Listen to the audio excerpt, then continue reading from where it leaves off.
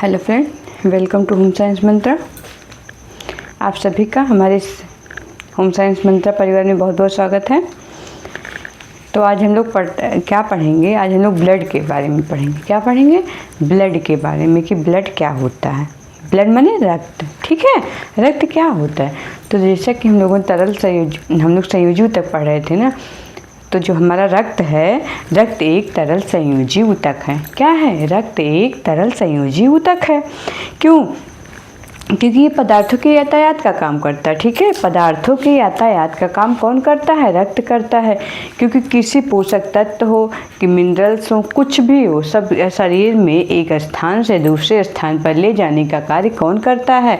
रक्त करता है, ठीक है। रक्त पढ़ते, उसको रक्त का क्या पढ़ते हैं? रक्त परिसंचरण संस्थान के बारे में भी पढ़ते हैं ना, कि रक्त परिसंचरण संस्थान भी क्या है। तो सबसे पहले हम लोग देखते हैं रक्त के बारे में कि रक्त क्या है। तो रक्त एक तरल संयोजी ऊतक है। और क्या है? ये पदार्थों के यातायात का काम करता है। और क्या होता है? इसका जो स्वाद होता है वो नमकीन होता है। स्वाद कैसा होता है? नमकीन होता है। और इसका रंग कैसा होता है? तो इसका रंग होता है लाल, ठीक है। रेड कलर का रक्त होता है। और कैसा होता है? अपारदर्शी होता है। लाल कलर का अपारदर्शी पदार्थ है क्या? रक्त। इसका घनत्व कितना? 1.04 से लगभग 1.07 तक क्या होता है? इसका घनत्व होता है। उसके बाद इसका पीएच मान क्या होता है? रक्त का पीएच मान पूछा जाता है ना, कि रक्त का पीएच मान क्या है। तो रक्त का जो पीएच मान होता है वो 7.3 से 7.8% तक होता है, ठीक है। तो हम लोग देखते चलते हैं। पहले क्या? ब्लड। ब्लड यानी कि ब्लड यानी कि रक्त। हम लोग क्या पढ़ेंगे आज? आज हम लोग पढ़ेंगे रक्त के बारे में, ठीक है। आज हम लोग पढ़ेंगे किसके बारे में? रक्त के बारे में। तो रक्त क्या है? तरल संयोजी ऊतक है। एक ही जितना हम लिख रहे हैं सारे सब के सब बहुत ही इम्पोर्टेंट है। तो सब लोग ध्यान से देखिएगा। रक्त क्या है? तरल संयोजी ऊतक। ब्लड क्या है? तो क्या है हमारा? एक तरल संयोजी ऊतक है। रक्त क्या है? तरल संयोजी ऊतक है, ठीक है। और क्या है? ये पदार्थों के यातायात का काम करता है। क्या करता है? पदार्थों के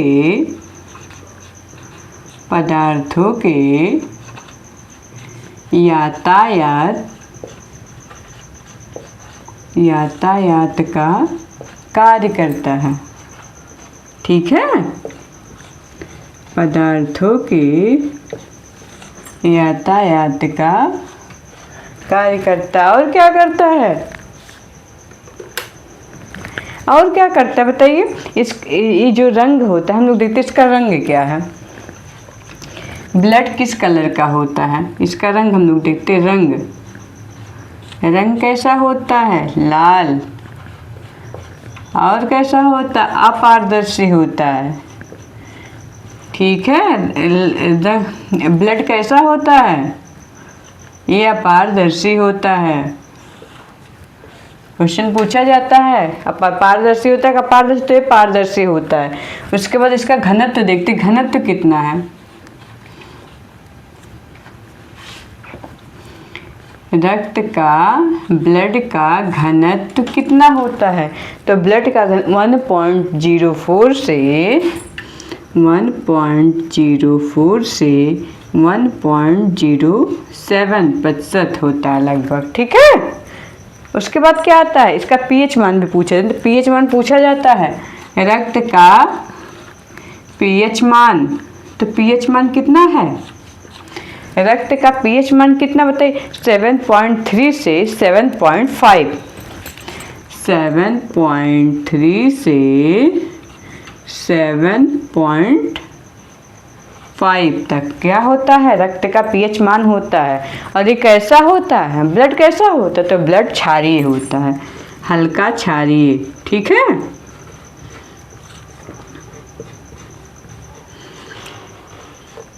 कैसा होता है ब्लड? ब्लड हल्का क्षारीय होता है, ठीक है। एंडोडर्म, मेसोडर्म, एक्टोडर्म, ये 3 पार्ट भी पाए जाते हैं। ठीक है, और उसके बाद देखिए हमारे शरीर के भार का लगभग 7 से 8% क्या होता है, रक्त होता है। ये भी देख लेते हैं, शरीर के, नोट करके लिख लेते हैं, हमारे शरीर के भार का, हमारे शरीर के भार का लगभग, शरीर के भार का लगभग कितना प्रतिशत रक्त होता है? अभी हमने क्या बताया था, बताइए। लगभग 7 से 8%। ठीक है, 7 से 8% रक्त का होता, ठीक है, रक्त होता है। 8% क्या होता है, रक्त होता है ना। हमारे शरीर के भार का लगभग 7 से 8% होता है, क्या होता है, रक्त होता है। उसके बाद क्या होता है, और देखिए इसकी मात्रा भी होती है ना, कितना होता है। तो एक स्वस्थ वयस्क व्यक्ति के शरीर में लगभग 5 से 6 लीटर रक्त होता है। ये भी क्वेश्चन पूछा जाता है। एक स्वस्थ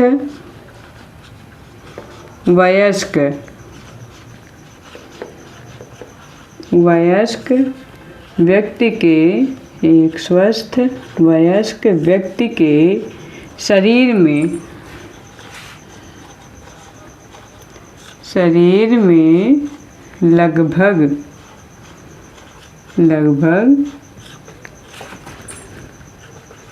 5 से 6 लीटर क्या होता है, रक्त होता है। ठीक है, 5 से 6 लीटर रक्त होता है।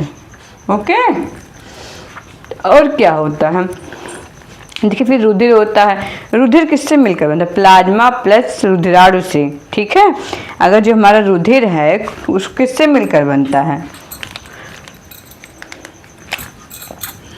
रुधिर जो है अगर पूछा जाए तो कैसे बनता है। देखिए जो रुधिर है, बताइए, रुधिर अगर 100% है तो उसमें प्लाज्मा, ठीक है, रुधिर अगर हमारा कितना, अगर 100% रुधिर है तो इसमें क्या होगा, तो इसमें हमारा प्लाज्मा का प्रतिशत कितना होगा, प्लाज्मा प्लस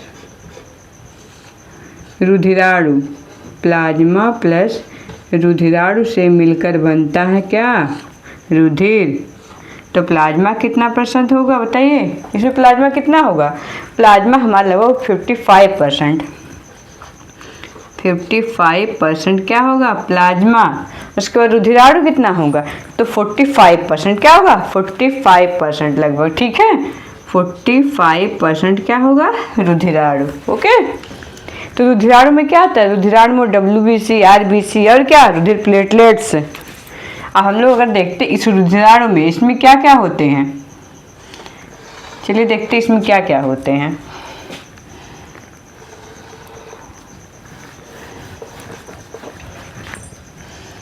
ऐसे देख लेते हैं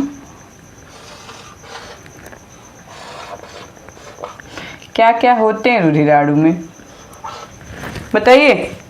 RBC और क्या होते हैं, WBC और रुधिर प्लेटलेट्स। क्या होते हैं, रुधिर प्लेटलेट्स, रुधिर प्लेटलेट्स।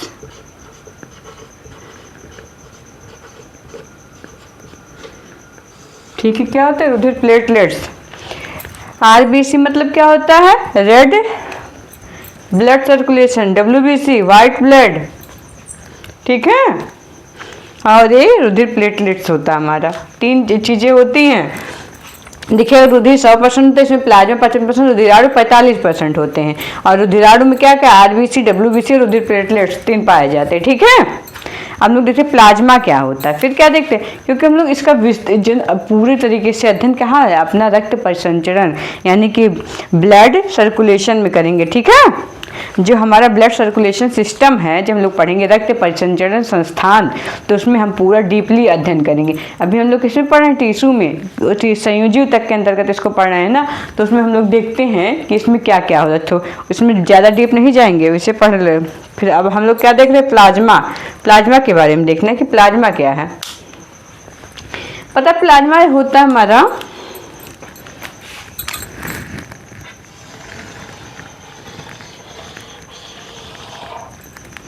देखिए, देखते प्लाज्मा क्या है। हम लोग देखते हैं, पहले देख लेते हैं प्लाज्मा। प्लाज्मा क्या है? किसी को पता है प्लाज्मा क्या है? तो प्लाज्मा जो होता है वो हल्के पीले रंग का हल्का क्षारीय पदार्थ होता है। हल्के पीले रंग का हल्का क्षारीय पदार्थ होता है। यह रुधिर का लगभग 55 से 60% भाग बनाता है। क्या होता है? हल्के पीले रंग का क्षारीय पदार्थ क्या है? हल्के पीले रंग का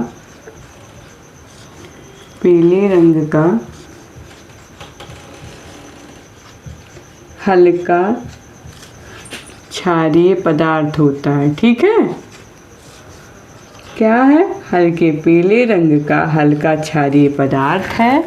और क्या होता है? अगला पॉइंट क्या इसमें लिखा जा सकता है प्लाज्मा में?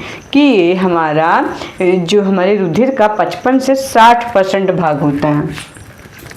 रुधिर का लगभग 55 से 60% भाग क्या होता है? प्लाज्मा।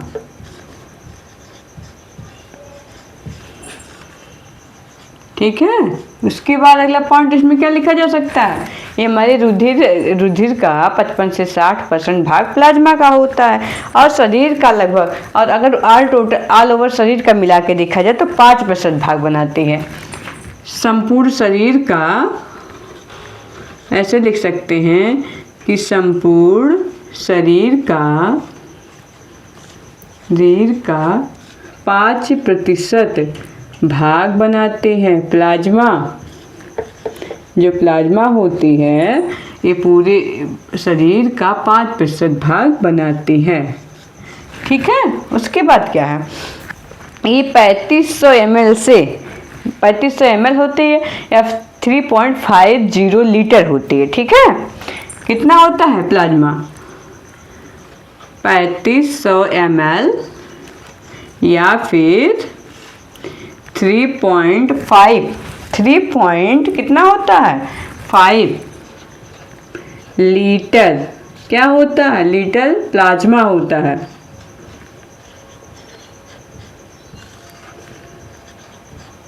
ठीक है, शरीर में इतना होता है प्लाज्मा। पूछा जाए तो शरीर में प्लाज्मा का कितना भाग होता है, कितना प्रतिशत होता है, ऑल ओवर शरीर का कितने भाग बनाती?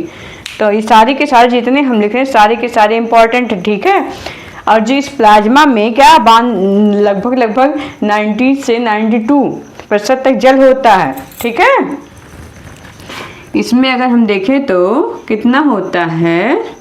90 से लगभग 92% क्या होता है? जल होता है।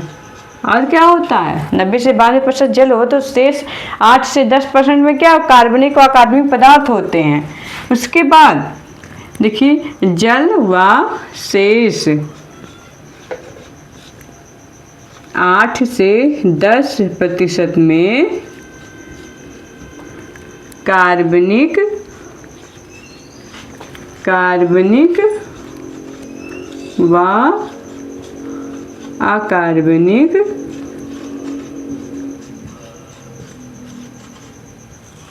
पदार्थ होते हैं।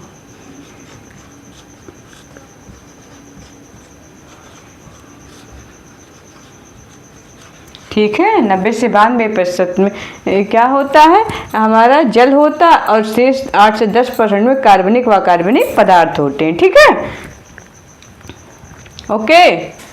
जो अकार्बनिक पदार्थ होते हैं 1% होते हैं, लगभग 8 से 9% क्या होते हैं? कार्बनिक पदार्थ होते हैं। ठीक, ओके। फिर जो हमारा कार्बनिक पदार्थ होता है, हम लोग देख सकते हैं कि जो अकार्बनिक पदार्थ है, क्या देख सकते हैं कि जो अकार्बनिक पदार्थ हैं, ये अकार्बनिक पदार्थ के कारण, अकार्बनिक पदार्थ के कारण क्या होता है?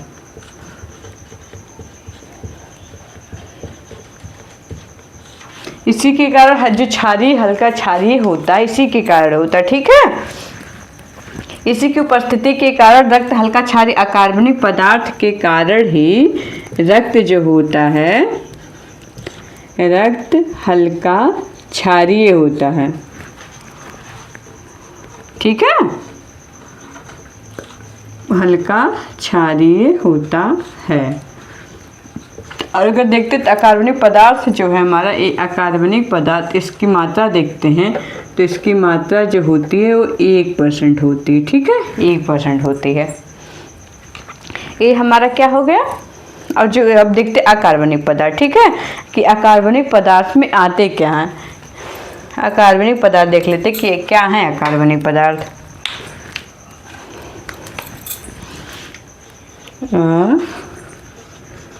कार्बनिक पदार्थ, अकार्बनिक पदार्थों में क्या क्या आते हैं? किसी को पता है अकार्बनिक पदार्थों में क्या क्या आएंगे? तो अकार्बनिक पदार्थों में नमक आएंगे, नमक होगा, सोडियम कार्बोनेट होगा, और क्या, ये मुख्यतः होते हैं। अगर मुख्यतः देखा जाए इसमें मुख्यतः क्या होते हैं, तो मुख्यतः हमारे होते हैं नमक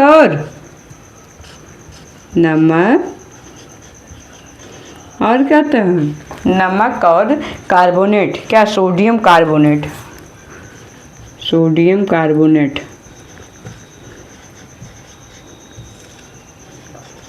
नमक व सोडियम कार्बोनेट। ठीक, नमक और सोडियम कार्बोनेट होते हैं। और अन्य अगर देखते कि अन्य मात्रा में क्या होते हैं,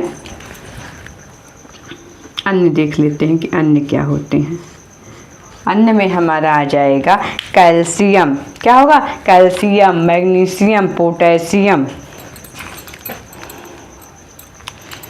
अन्य में क्या आएगा, calcium,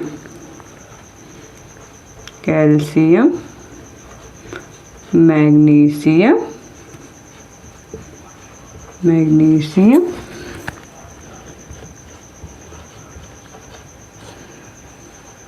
potassium, calcium, magnesium, potassium आदि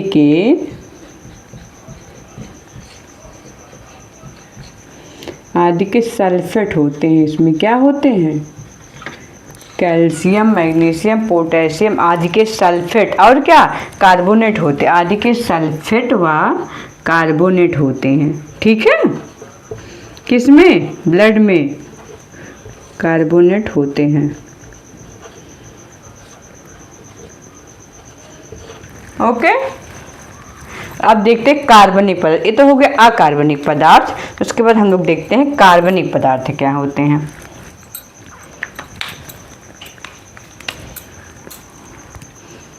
कार्बनिक पदार्थ,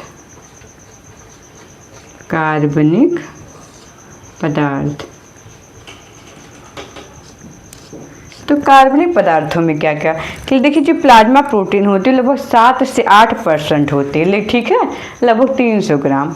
इसमें क्या क्या, एल्ब्यूमिन होता है, और क्या होता है, ग्लोब्यूमिन होता है, और क्या होता है, प्रोथाम्बिन होता है, और फाइब्रिनोजन होता है। ओके,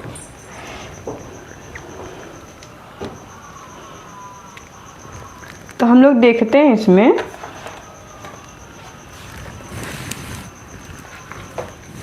देखिए जो कार्बनिक पदार्थ है ना, कार्बनिक पदार्थों में जो हमारे कार्बनिक मतलब कार्बनिक पदार्थ किसमें, प्लाज्मा प्रोटीन में जो कार्बनिक पदार्थ है। अब देखते हैं इसमें क्या क्या होते हैं, तो हम लोग देख लेते हैं इसमें क्या क्या है।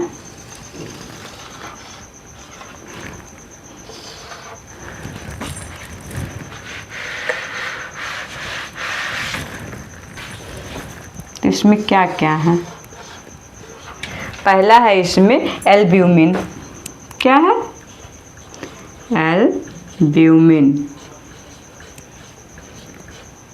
उसके बाद क्या है, एल्ब्यूमिन के बाद इसमें क्या होता है, बताइए, ग्लोब्यूमिन।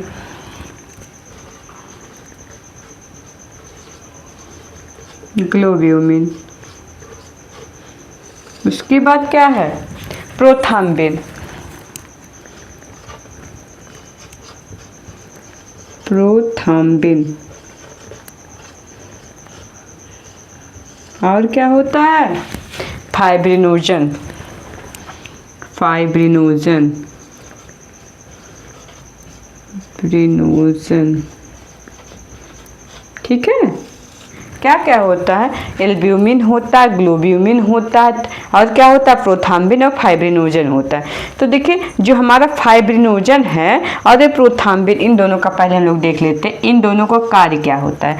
तो इन दोनों का जो कार्य, तो रक्त को जमाने में सहायक होते हैं। क्या करते हैं, रक्त को जमाने में सहायक, जमाने में सहायक। ठीक है, ये रक्त को जमाने में सहायक होते हैं। ओके। और हम लोग देखते, अगर एल्ब्यूमिन का क्या कार्य, तो जो परासरणीय दाब होता है, एल्ब्यूमिन, एल्ब्यूमिन का कार्य है परासरणीय दाब को बनाए रखता है। क्या होता है, परासरणीय दाब को बनाए रखता है। क्या करता है, बनाए रखता है। ठीक है, परासरणीय दाब को बनाए रखता है। और ग्लोब्यूमिन का क्या कर, ये पदार्थों के संवहन में सहायक, पदार्थों के संवहन में, इसका क्या कर, पदार्थों के संवहन में, पदार्थों के संवहन में। और क्या करता है, रोग प्रतिरोधक क्षमता बढ़ाता है। क्या करता है, संक्रामक रोगों से क्या करता है, सुरक्षा, संक्रामक रोगों से सुरक्षा, संक्रामक रोगों से सुरक्षा, और रोग प्रतिरोधक क्षमता बढ़ाता है, रोग प्रतिरोधक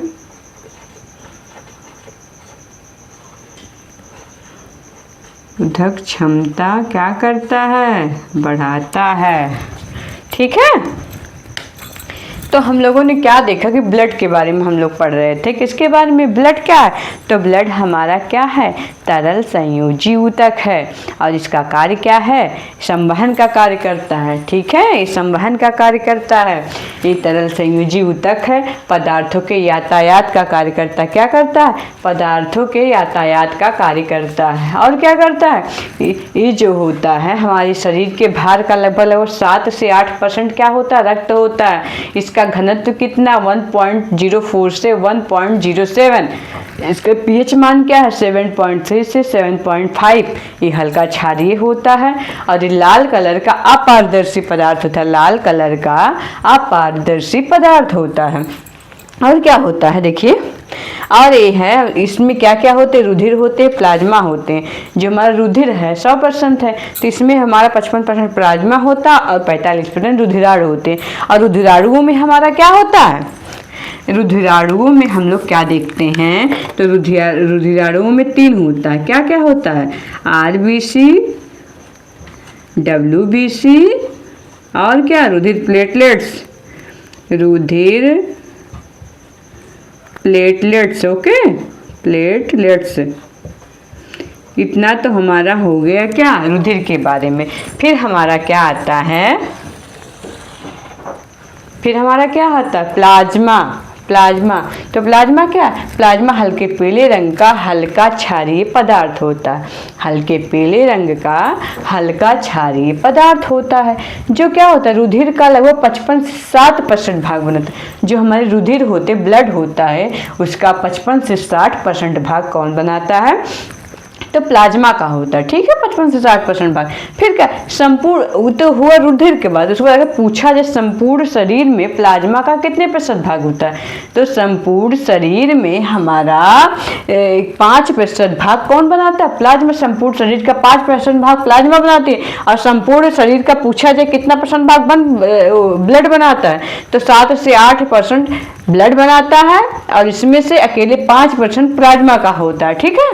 फिर क्या क्या 3500 ml या फिर 3.50 लीटर प्लाज्मा होता है, किसमें, शरीर में, यानी कि ब्लड में। फिर इसमें क्या होता है 90, जो हमारा ब्लड है, प्लाज्मा है, इसी प्लाज्मा में 90 से 92% तक जल होता है, और जो हमारा 8 से 10% बचता है उसमें कार्बनिक और अकार्बनिक लवण पाए जाते हैं। तो जो अकार्बनिक लवण है इसकी संख्या 1% होती है, और जो कार्बनिक लवण है उसकी संख्या लगभग कितना 8 से 9% होगी, या फिर 7 से 8%। फिर क्या होता है कार्बनिक पदार्थ के कारण ही रक्त का हल्का क्षारीय होता है। जो रक्त जो होता है हल्का क्षारीय होता है ना, किसके कारण, अकार्बनिक पदार्थों के कारण ही हल्का क्षारीय होता है।